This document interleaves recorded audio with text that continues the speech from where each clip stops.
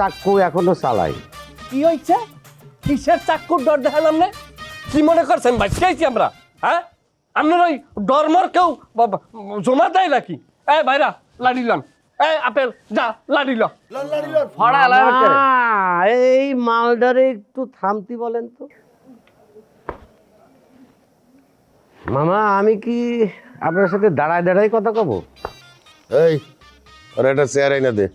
ওই থাক থাক থাক থাক, আপনি যে আমার সম্মান করেছেন সেটা আমি বুঝে পাইছি।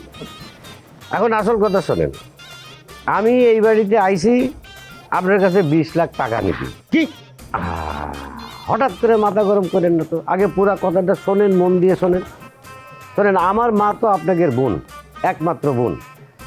সে তো আপনাদের এই সম্পত্তির ভাগ পায়, কি পায় না? পাই তো। তা আমি তার সন্তান হিসাবে সেই সম্পত্তির ভাগ বুঝে নিতে আইছি। 20 লাখ টাকা দেবেন আপনি, এবং ভালো ভালোই দিতে হবে, কিন্তু কোনো রকম টেরিবেরি করা যাবে না। আপনার ইসের সবার গাথার্থে জানাই রাখি, আমি কিন্তু চাক্কু এখনো চালাই। কি হয়েছে? কিসের চাক্কুর ডর দেখালাম না? কি মনে করছেন বাঁচতেছি আমরা?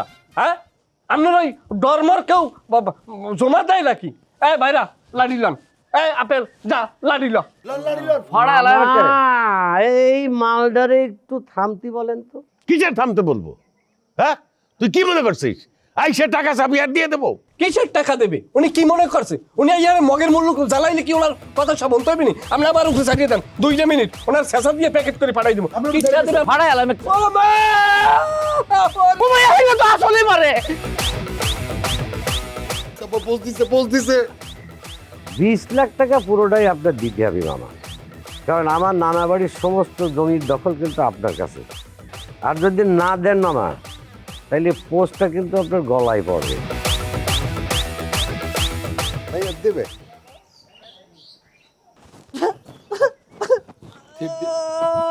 ব্যান্ডেজ বান, ব্যান্ডেজ বান ওর হাতে। আরে আব্বা কিছু হবে না। আরে নিয়ে যা ব্যান্ডেজ বান, যা যা।